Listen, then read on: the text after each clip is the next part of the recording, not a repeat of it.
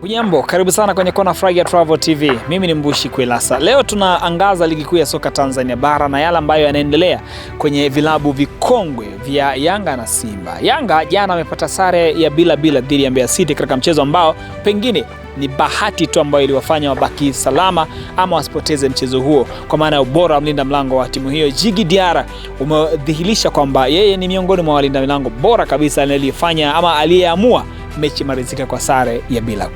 Lakini maswali makubwa zaidi ambayo yanaulizwa na wadau wa michezo ni je, Romain Folz, kocha mkuu wa klabu ya soka ya Yanga Afrika, anatosha kuendelea kuiongoza klabu ya soka ya Yanga Afrika?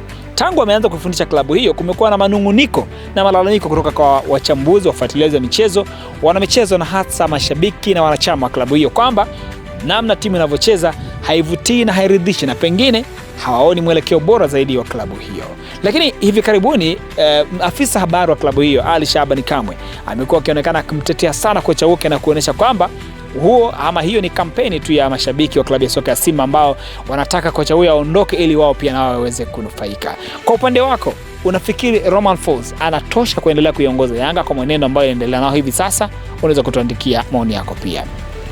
Kwingineko ni klabu ya soka ya Simba Sports Club ambao kwa sasa wanaendelea na mchakato wa kumtafuta kocha mkuu baada ya kuondoka kwa kocha wa klabu hiyo Fadlu Davis ambaye alijiunga na Raja Casablanca. Sasa Simba wako chini ya kocha Suleiman Matola ambaye ataongoza pia katika mchezo wa leo wa ligi kuu dhidi ya klabu ya soka ya Namungo FC. Lakini swala msingi ni je, watampata kocha wa aina gani? Inatajwa pia Nasreddine Nabi, kocha wa zamani wa klabu ya soka ya Yanga Afrika, FAR Rabat na Kaizer Chiefs, yuko nchini Tanzania, lakini haijatajwa kama anakwenda kujiunga na Simba au la, japo ziko tetesi kwamba wako baadhi ama kuna mvutano ndani ya uongozi wengine wakihitaji huduma yake. Unafikiri vilabu hivi vinapaswa kuwa na makocha wa aina gani ili kuendelea kufanya vizuri zaidi na kurejesha historia na heshima yao? Tuandikie maoni yako. Hii ni Kona Furahia Travel TV. Mimi ni Mbushi Kwelasa.